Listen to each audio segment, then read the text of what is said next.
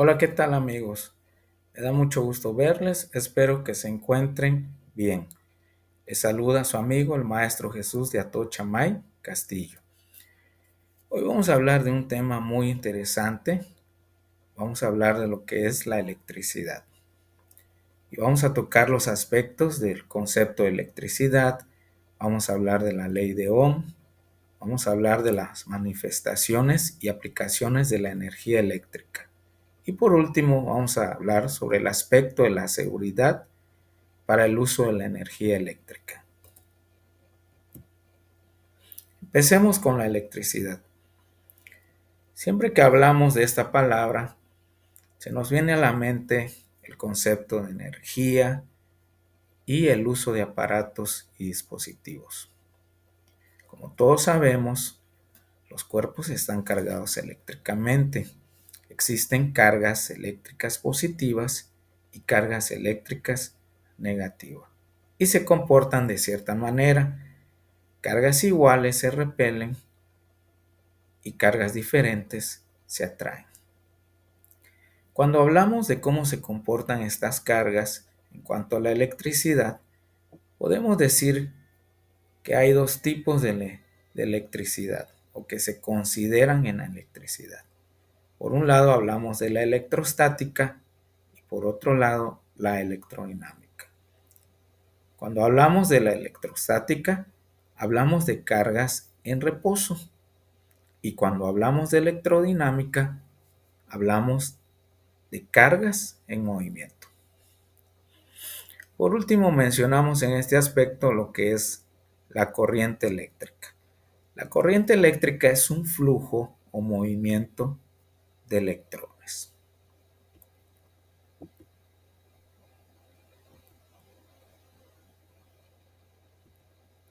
Ahora hablaremos de la ley de Ohm. La ley de Ohm es la que habla de la intensidad del voltaje y de la resistencia eléctrica. La ley de Ohm dice que la intensidad de corriente eléctrica va a ser igual al voltaje entre la resistencia. Como todos sabemos, en el sistema internacional, estos aspectos tienen sus unidades de medida. Cuando hablamos de intensidad, hablamos de que se va a medir en amperes o amperios.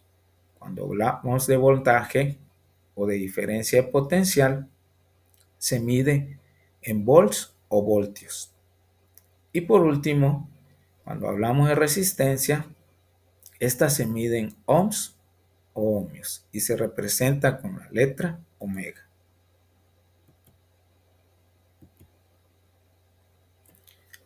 Por último, hablaremos de las manifestaciones y las aplicaciones.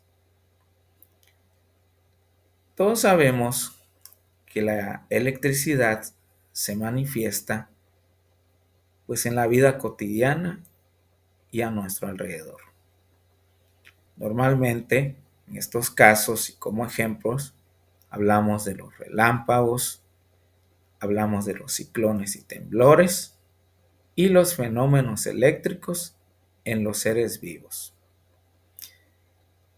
Y en otro sentido, en las aplicaciones, pues todos conocemos que la electricidad nos sirve para nuestros celulares, ventiladores, refrigeradores, televisiones, etcétera. Aquí podemos hacer un paréntesis muy importante.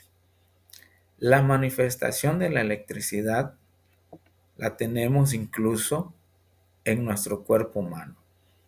Por ejemplo, en nuestra cabeza, en nuestro cerebro, las neuronas son las que manejan cierto tipo de situaciones eléctricas, ¿verdad?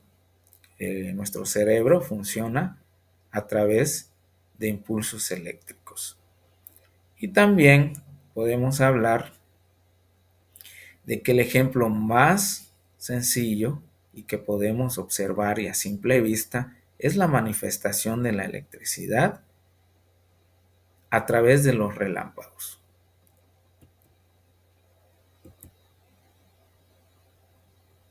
¿Cuáles son los protocolos y medidas de seguridad para el uso de la energía eléctrica? Bueno, pues de lo que se trata realmente es de que la energía eléctrica se debe usar de una manera adecuada y con medidas de seguridad.